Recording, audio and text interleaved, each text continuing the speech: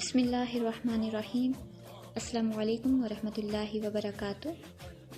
سامعین، آپ سن رہے ہیں Sidra Safi on line institute سے۔ آج کا موضوع گفتگو شروع کرنے سے پہلے اگر آپ نے ہمارا چینل سبسکرائب نہیں کیا تو پلیز اسے سبسکرائب کر لیجئے اور ساتھ ہی گھنٹی کے بٹن کو بھی دبا دیجئے تاکہ آپ کو نئی ویڈیو کی اپڈیٹ ملتی رہے۔ تو چلتے ہیں آج کے موضوع کی طرف۔ آج ہم جس موضوع پر بات کریں گے وہ ہے قرآن مجید کو تجوید سے پڑھنا۔ ویسے تو بے شمار اصول ہیں تجوید کے حوالے سے جو قراء حضرات نے بیان کیے ہیں، لیکن ہم صرف 4 جو بیسک رولز ہیں ان کے حوالے سے بات کریں گے۔ اگر ان 4 اصولوں کو اچھی طرح سے آپ سمجھ لیں اور پھر ان پہ عمل کریں تو آپ بہترین طریقے سے قرآن پاک کی تلاوت کر سکتے ہیں۔ اللہ تعالیٰ کی ذات قرآن پاک میں ارشاد فرماتی ہے وَرَتِّلِ الْقُرْآنَ تَرْتِیلًا۔ قرآن پاک پڑھنے کے لیے ترتیل، تلاوت اور تجوید کا لفظ استعمال ہوا ہے۔ ترتیل ہے کیا؟ ترتیل جو ہے یہ را، تا اور لام سے ہے، رتل۔ یہ صحرا میں جو ریت ہوتی ہے وہ جس کے دانے ہوتے ہیں اور موٹے دانے اور الگ الگ جو ہوتے ہیں اس کو رتل کہتے ہیں۔ مٹی کے جو ذرات ہوتے ہیں وہ اکٹھے ہوتے ہیں، جڑے ہوئے ہوتے ہیں، لیکن جو ریت کے ذرات ہوتے ہیں، جو دانے ہوتے ہیں وہ الگ الگ ہوتے ہیں۔ تو اللہ کی ذات نے قرآن پاک کو بھی ترتیل سے پڑھنے کا، یعنی الگ الگ کر کے، واضح کر کے، ٹھہر ٹھہر کر، صاف کر کے پڑھنے کا حکم دیا۔ تو آج ہم بات کریں گے قرآن پاک کو ترتیل کے ساتھ یعنی تجوید کے ساتھ کس طرح سے ہم پڑھ سکتے ہیں۔ اس کے 4 اصول ہیں۔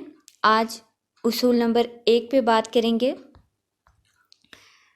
اصول نمبر 1 میں ہم اس میں جلالت لفظ اللہ ہی کو لیں گے کہ وہ کس طرح سے ادا کیا جائے۔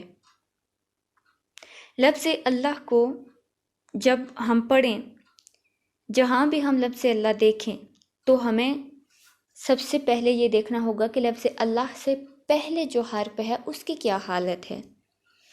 اگر تو لفظ اللہ سے پہلے حرف پر زبر اور پیش ہو تو اس لفظ کو ہم موٹا کر کے پڑھیں گے، یعنی پر کر کے پڑھیں گے۔ جیسے مثال ہے کتاب اللہ، کتاب اللہ۔ اب دیکھیں لفظ اللہ سے پہلے ہم نے دیکھا با ہے تو اس کے اوپر ہے پیش، اور ابھی ہم نے کیا پڑھا کہ اگر لفظ اللہ سے پہلے پیش ہوگی تو ہم موٹا کر کے پڑھیں گے، کتاب اللہ۔ اور دوسری مثال ہے زبر کی، ان اللہ۔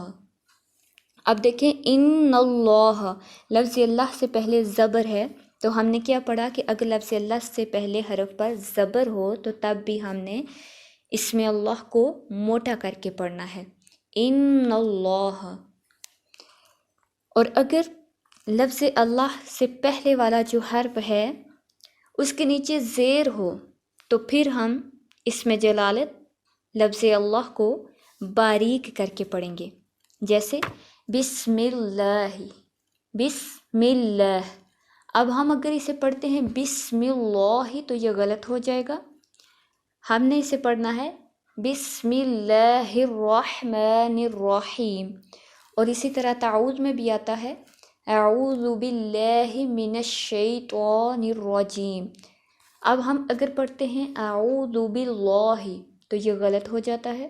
ہم نے لفظ اللہ سے پہلے دیکھنا ہے اگر زیر ہے، کسرہ ہے تو ہم اسے باریک کر کے پڑھیں گے، بسم اللہ یہ صحیح ہوگا، بسم اللہ یہ غلط ہو جائے گا۔ یہ اصول نمبر 1 ہے، اسے آپ نے اچھی طرح سے ذہن نشین کرنا ہے اور کوشش کریں کہ اپنے بچوں کو بھی بتائیں، اپنے گھر کے افراد جو ہیں ان کو بھی یہ اصول جو ہے آپ بتائیں، انہیں سمجھائیں، کیونکہ جتنا زیادہ آپ یہ دوسروں کو بتائیں گے اتنا ہی زیادہ آپ کو اس کی سمجھ آئے گی۔ ایک بار پھر میرے ساتھ دوہرا لیں کہ لفظ اللہ سے پہلے اگر زبر اور پیش ہوگی تو اس میں اللہ کو پر پڑھیں گے، اور اگر زیر ہوگی تو پھر اس کو باریک پڑھیں گے۔ امید ہے یہ مختصر سی اور آسان الفاظ میں ویڈیو اور آسان سا اصول آسان لفظوں میں جو بیان کیا گیا آپ کو پسند آیا ہوگا۔ اگر پسند آیا ہو تو ویڈیو کو لائک کیجئے، شیئر کیجئے اور مزید اچھی ویڈیوز کے لیے ہمارا چینل سبسکرائب کیجئے۔